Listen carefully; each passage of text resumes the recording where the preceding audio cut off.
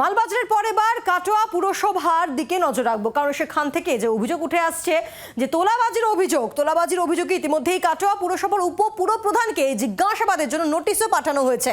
তোলাবাজির ঘটনায় কাটোয়া পুরসভার উপপুরপ্রধানকে নোটিশ, কাটোয়া পুরসভার উপপুরপ্রধানকে জিজ্ঞাসাবাদের জন্য নোটিশ পাঠালো কাটোয়া থানার পুলিশ।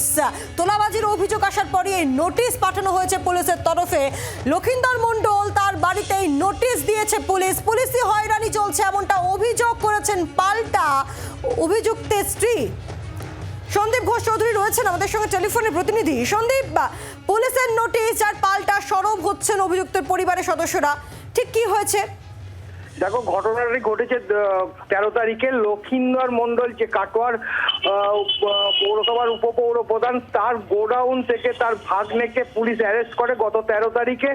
এবং পুলিশ একটা বিশেষ সূত্রে জানতে পারে এই লক্ষিন্দর মণ্ডলের ভাগ্নে তোলাবাজি করত এবং সেটা জেলবন্দি আসামির নির্দেশে, এবং সেই আসামিকেও কিন্তু পুলিশ কোর্টে তোলে এবং তাকেও অ্যারেস্ট করে। এরপর যেখান থেকে তোলাবাজি চলতো সেই কাটোয়ার উপপৌর প্রধান লক্ষিন্দর মণ্ডল এবং তার গোডাউনও রেড করে, এবং তার গোডাউনে যখন সেই কোর্ট থেকে জেলবন্দি আসামিদের যাদেরকে নিয়ে যেখান থেকে যে ফোনে থেকে টাকার চাওয়া হতো, সেই ফোন কিন্তু সেই গোডাউন থেকে পুলিশ উদ্ধার করে। এরপর যখন উপপৌর প্রধানকে পুলিশ তলব করে, কিন্তু গত 4 দিন ধরে জেলে বসে কি তোলাবাজি চালানোর অভিযোগ? দেখো, পুলিশ কিন্তু জিজ্ঞাসাবাদ করছে, পুলিশ তদন্তে নেমেছে। পুলিশ মনে করছে যে গোডাউন থেকে তোলাবাজি চালানো হতো সেটা হচ্ছে উপপৌর প্রধানের গোডাউন, এবং যাকে এই তোলাবাজি চালানোর কারণে অ্যারেস্ট করেছে সেটা হচ্ছে উপপৌর প্রধানের ভাগ্নে অমিত মণ্ডল।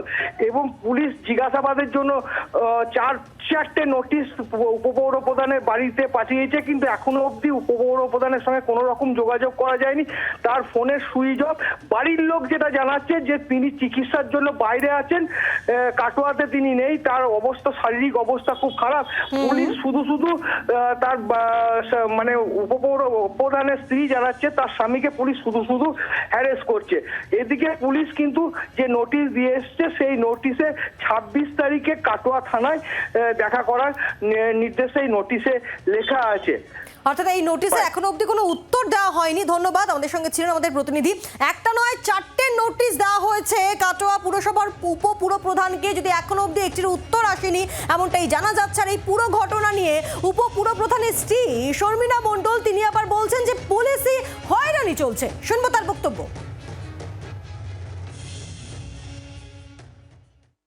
আমার হাজবেন্ড তো পুরোটাই নিরপরাধ।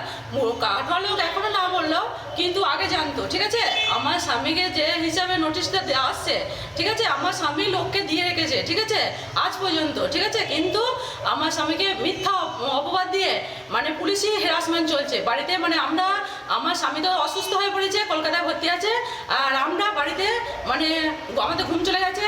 আমার ছেলে ড্রাইভারদেরকেও পর্যন্ত তাড়িয়ে দিয়েছে। অত্যাচার, পুলিশি অত্যাচার কেন হচ্ছে আমরাও তদন্তে নামবো। পাল্টা আইনি পথে যাওয়ার হুঁশিয়ারি দিলেন উপপুরপ্রধানের স্ত্রী। আর এই পুরো বিষয় নিয়ে স্থানীয় বিধায়ক, কাটোয়ার বিধায়ক রবীন্দ্রনাথ চট্টোপাধ্যায় তিনি কি বলছেন শুনবো। একটা নোটিশ দিয়েছিল, আমি ওকে পরামর্শ দিয়েছিলাম যে নোটিশ যখন গেছে তুমি দেখা করে যেটা ঘটনা সে জানা। আর তার আগে যেটুকু জেনেছিলাম যে ওর ভাগ্নে জেলে থাকা জঙ্গলের ছেলে সাদ্দামের কাছ থেকে কাউকে টাকা তুলে আনার জন্যে সাদ্দাম কাউকে নির্দেশ দিয়েছে, সেখান থেকে টাকা তুলে এনেছিল আর কি। এবং এনে যে মোবাইলটা ব্যবহার করেছিল টাকা আনার জন্যে, সেই মোবাইলটা লক্ষিন্দরের গোডাউনেই নাকি পাওয়া গেছে। বাংলার আওয়াজ, বাঙালির আবেগ, জি 24 ঘন্টা।